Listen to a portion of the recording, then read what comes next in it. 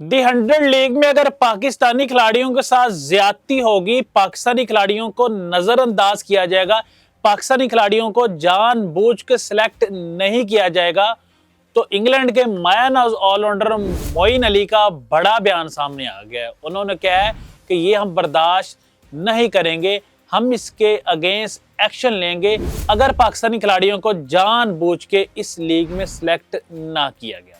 ये क्या सारा मामला है, ये क्या सारी कहानी है, ये पूरी हम आपको बताएंगे अपने इस व्लॉग में। अस्सलाम वालेकुम नाजरीन, मैं हूं आपका मेजबान अली अहमद और आप देख रहे हैं 94 क्रिकेट। हमारे चैनल को सब्सक्राइब कर लें, बेल आइकन को जरूर दबा दें। स्पोर्ट्स से रिलेटेड, क्रिकेट से रिलेटेड हर लेटेस्ट वीडियो आप तक पहुंचती रहे। दोस्तों, अब ना वर्ल्ड कप हो या कोई लीग हो और उसके अंदर कोई तमाशा ना लगे, कोई कंट्रोवर्शियल चीज सामने आए, ये कैसे मुमकिन है? और ख़ास तौर पे जहाँ पे भारतीय हों वहाँ पे तो नामुमकिन है, इम्पॉसिबल बात है।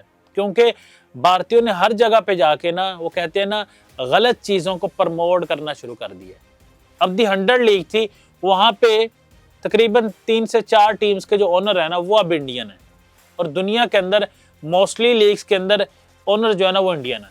पहले ऐसा नहीं होता था। हमने CPL के अंदर भी देखा है कि शाहरुख खान की टीम थी, मोहम्मद हुसनैन को सिलेक्ट किया गया, उमर अकमल को सिलेक्ट किया गया और भी पाकिस्तान के दीगर खिलाड़ियों को सिलेक्ट किया गया।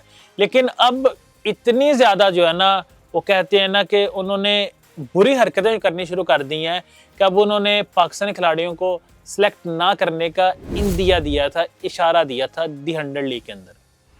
तो उसके बारे में इंग्लैंड के मायानाज ऑलराउंडर मोइन अली का एक बड़ा बयान सामने आया है और उन्होंने कहा है कि अगर पाकिस्तानी खिलाड़ियों के साथ ज्यादती हुई, अगर उनको सिलेक्ट नहीं किया गया और जानबूझ के सिलेक्ट नहीं किया गया, और ख़ास तौर पे ये 4 टीम जो जिनके ऑनर इंडिया से हैं, अगर इन्होंने सिलेक्ट नहीं किया तो इनके अगेंस्ट एक्शन होगा और ये बर्दाश्त नहीं किया जाएगा।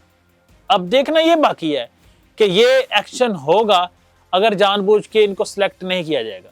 मैं आपको कहानी, स्टोरी IL T20 की भी बताता हूँ। IL T20 के अंदर मास वाई एक टीम के जितनी भी टीम्स हैं, सब के ओनर्स इंडियन हैं और किसी टीम के अंदर भी पाकिस्तानी खिलाड़ी आपको नजर नहीं आया।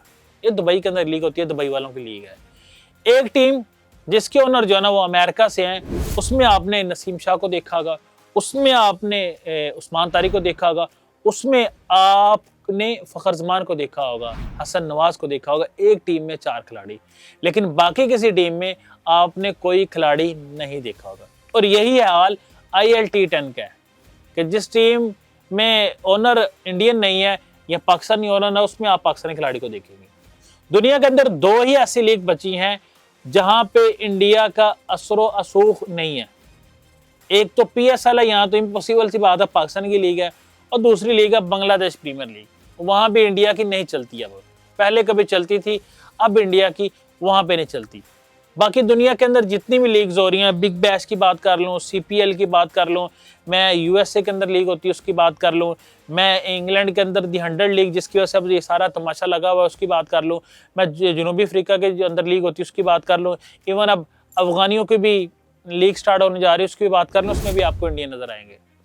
तो ये सारा मामला, ये सारी कहानी है कि इंडिया को आप जरा देखें कि पहले तो खुल्म खुल्ला हमें पता होता था ना कि यार हमारे अगेंस्ट है। अब ये किस तरह के प्रोपोगंडे कर रहा है।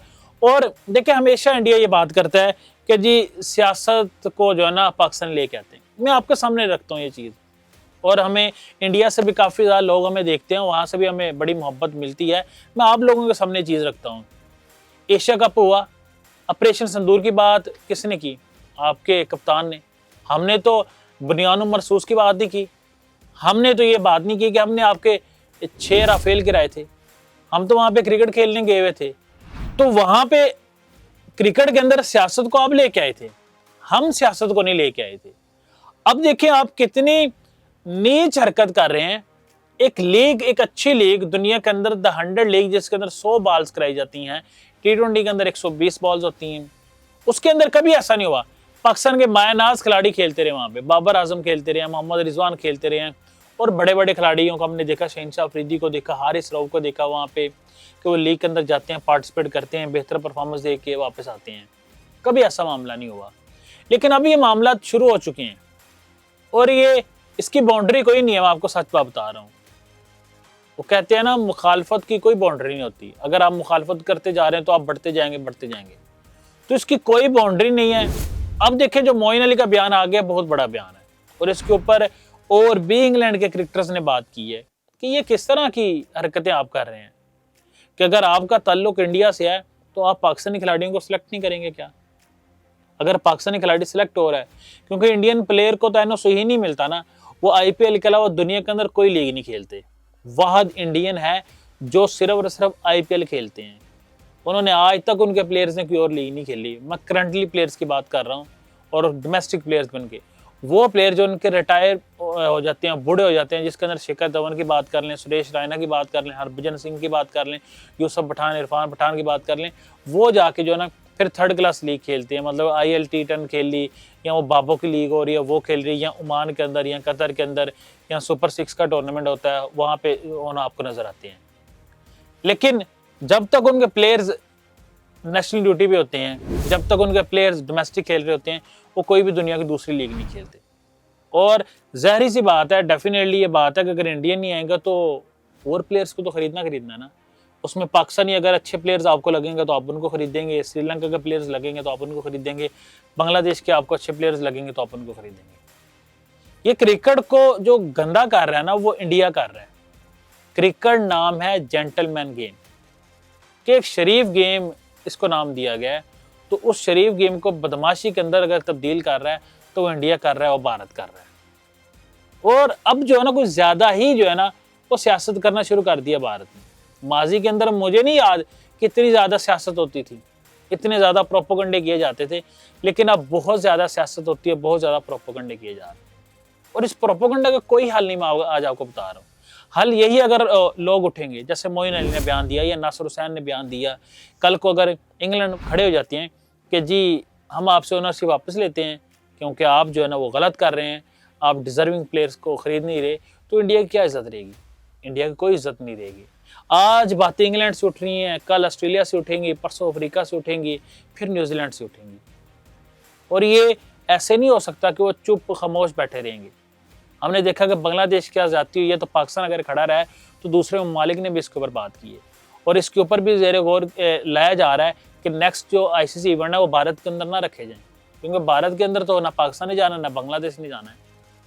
तो अब लोग भारत जाने से भी जो है ना वो कतरा रहे हैं, वो डर रहे हैं कि भारत हमने क्यों जाना है।